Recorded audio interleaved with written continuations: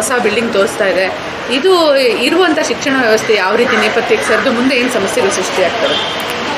ಇಲ್ಲ, ಬೇರೆ ಥರ ಅಂತಂದರೆ ಭಾಳ ಮುಖ್ಯವಾಗಿ ಅದರ ಹಿನ್ನೆಲೆಯೊಳಗೆ ಶಿಕ್ಷಣವನ್ನು ಖಾಸಗೀಕರಣ ಮಾಡಿ ಖಾಸಗಿ ಸಂಸ್ಥೆಗೆ ಒಪ್ಪಿಸಿ ಎಲ್ಲರೂ ಶಿಕ್ಷಣ ಸಾಧ್ಯವಿಲ್ಲ ಅನ್ನೋಂಥದ್ದೇ ಭಾಳ ಇದರ ಹಿನ್ನೆಲೆ ಇರುವಂಥ ಹಿನ್ನೆಲೆ.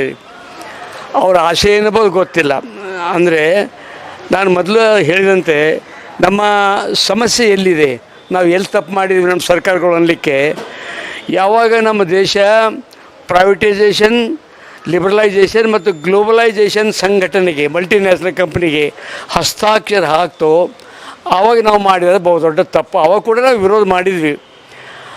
ಆಗ ಖಾಸಗಿ ಕಂಪನಿಗಳಿಗೆ ಮತ್ತು ಮಲ್ಟಿನ್ಯಾಷನಲ್ ಕಂಪನಿಗಳಿಗೆ ನಮ್ಮ ದೇಶದಲ್ಲಿ ಬಂದು ಶಿಕ್ಷಣ ಕುರಿತಂತೆ ಮತ್ತು ಚಿಕಿತ್ಸೆ ಕುರಿತಂತೆ ನೀವು ಬೇಕಾಗಿ ಮಾಡ್ಬೋದು ಅಂತ ನಾವು ದೊಡ್ಡ ಬಾಗಿಲು ತೆರೆದಂಗೆ ಆಯ್ತು ದೇಶ.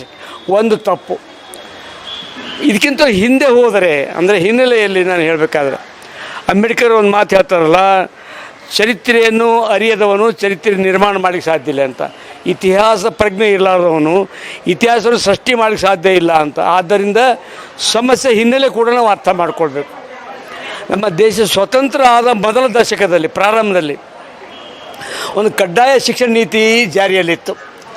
ಏನು ಕಡ್ಡಾಯ ಶಿಕ್ಷಣ ನೀತಿ ಅಂತಂದರೆ, ಎಲ್ಲರೂ ಶಿಕ್ಷಣ ಪಡೆಯಲೇಬೇಕು, ಎಲ್ಲರೂ ಮಕ್ಕಳಿಗೆ ಶಾಲೆಗೆ ಕಳಿಸಲೇಬೇಕು, ಇದು ಕಂಪಲ್ಸರಿ, ಕಡ್ಡಾಯ.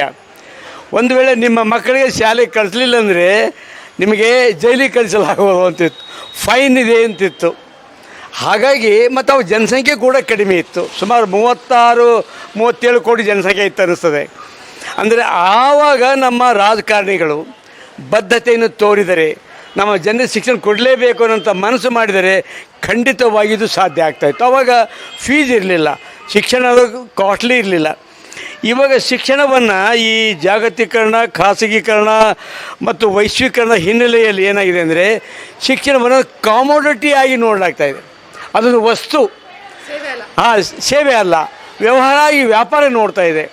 ವ್ಯಾಪಾರ ಅಂದರೆ ಲಾಭ ಹಾನಿ ಅಷ್ಟೇ, ಲಾಭ ಎದರಲ್ಲಿಂದಿದೆ ಅದು ಮಾಡಲಾಗ್ತದೆ. ಹಾಗಾಗಿ ಇಂಥ ಗತಿ ಸ್ಥಿತಿ ಬಂದು ಒಂದು. ಎರಡನೇದು ಭಾಳ ಮುಖ್ಯವಾಗಿ ನಮ್ಮ ಖಾಸಗಿ ಶಿಕ್ಷಣ ಸಂಸ್ಥೆಗಳೆಲ್ಲ ರಾಜಕಾರಣಿಗಳ ಕೈಯಲ್ಲಿದ್ದಾವೆ, ಅವರು ಲಾಭ ಮಾಡಿಕೊಂಡಿದ್ದಾರೆ. ಹಾಗಾಗಿ ಎಜುಕೇಷನ್ ಫಾರ್ ಆಲ್ ಅನ್ನುವಂಥ, ಎಲ್ಲರಿಗೂ ಸಮ ಬಾಳು ಸಮ ಶಿಕ್ಷಣ ಅನ್ನುವಂಥ ಸಂವಿಧಾನದ ಆಶಯವನ್ನು ಕೆಡಿಸಲಾಗ್ತಾ ಇದೆ. ಈ ಹಿನ್ನೆಲೆಯಲ್ಲಿ ನಾವು ಹೋರಾಟ ಮಾಡಿ ಎಲ್ಲರೂ ಶಿಕ್ಷಣ ಅನ್ನುವಂಥ ಮತ್ತು ನಮ್ಮ ಸರ್ಕಾರಗಳು ಶಾಲೆ ಮುಚ್ಚಲಾರದಂತಹ ಹೋರಾಟನೂ ಮಾಡಬೇಕಾಗ್ತದೆ. ಮತ್ತು ಒಂದು ದೃಷ್ಟಿಯಿಂದ ಬಹುಶಃ ನಮ್ಮ ಸರ್ಕಾರ ಸಮಸ್ಯೆನೂ ಇದೆ, ಅವ್ರ ಫಂಡ್ ಕೊರತೆ ಇದೆ ಅವರಿಗೆ. ಹಾಗಾಗಿ ಖಾಸಗೀಕರಣದ ಕಡೆಗೆ ಅವ್ರು ಓಡ್ತಾ ಇದ್ದಾರೆ. ಹೇಳೋದು ಒಂದು, ನಡೆಯೋದು ಒಂದು. ಯಾಕೆ ಆಗ್ತಾಯಿದೆ ಅವ್ರಿಗೆ ಒಂದು ಸಮಸ್ಯೆ ಇದೆ ಅವರಿಗೆ. ಅಂದರೆ ನಮ್ಮ ಕ್ಷಮಿಸಿ, ನಮ್ಮ BJP ಸರ್ಕಾರ ಶಿಕ್ಷಣದ ವಿರುದ್ಧ ಮತ್ತು ಸಮತೆಯ ವಿರುದ್ಧ ಇದ್ದಷ್ಟು ಕಾಂಗ್ರೆಸ್ ಸರ್ಕಾರ ಹಾಗಿಲ್ಲ.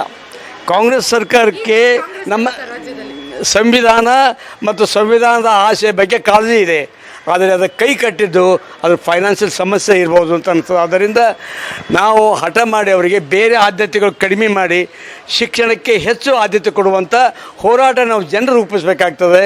ಮತ್ತು ಹೋರಾಟ ಹೇಗಿರಬೇಕಂದ್ರೆ, ಈ ಹೋರಾಟವನ್ನು ದಬಾಯಿಸಿದರೆ, ಒತ್ತಾಗಿ ಇಟ್ಟರೆ ನಾವು ಚುನಾವಣೆ ಆರಿಸಲಿಕ್ಕೆ ಸಾಧ್ಯ ಇಲ್ಲ ಅನ್ನುವಂಥ ಹೋರಾಟ ರೂಪಿಸಬೇಕಾಗ್ತದೆ. ಆ ಮೂಲಕ ಮಾತ್ರ ಶಿಕ್ಷಣ ಮತ್ತು ಚಿಕಿತ್ಸೆ ಎಲ್ಲರಿಗೂ ಸಾಧ್ಯ ಅನ್ನುವಂಥ ದೇಶ ನಾವು ಕಟ್ಟಲಿಕ್ಕೆ ಸಾಧ್ಯ ಆಗ್ತದೆ ಅನ್ನೋ. Thank you. ನಾನು ಪ್ರೊಫೆಸರ್ ಕಾಶಿನಾಥ್ ಅಂಬಲಿಗೆ, ನಿವೃತ್ತ ಪ್ರಾಧ್ಯಾಪಕ, ಗುಲ್ಬರ್ಗಾ ವಿಶ್ವವಿದ್ಯಾಲಯ. I am a writer in Kannada, Hindi, and I am a national awardee for Hindi writing. Thank you.